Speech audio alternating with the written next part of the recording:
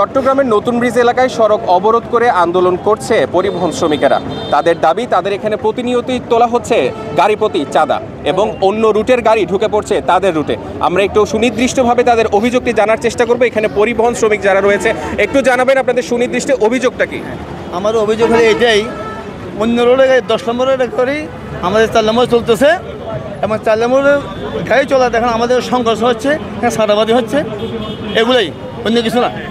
আমাদের গাড়ি যদি 10 নম্বরে যায় তাহলে ওরা এখানে মামলা দিয়ে দেয়, সার্জনকে নিয়ে যায়, এটা ধরাই দেয়, এটা 4 নম্বর গাড়ি এখানে আসছে, কিন্তু ওদের গাড়িগুলো 10 নম্বর হামেশা নাম্বার দিয়ে চলতেছে, 4 নম্বর লাগাই চলে আসতেছে। কিছু কোম্পানির নাম হয় চাঁদা তুলতেছে কিছু কোম্পানি, অসাধু কোম্পানি, মানে 3 লিটন, আলমগীর, বর্মিয়া, এদের কোনো রাজনৈতিক পরিচয় আছে? ওরা কিন্তু গাড়ির কোম্পানি, ওরা অবৈধ গাড়ির কোম্পানি, তো ওরা গুন্ডাটি করছে।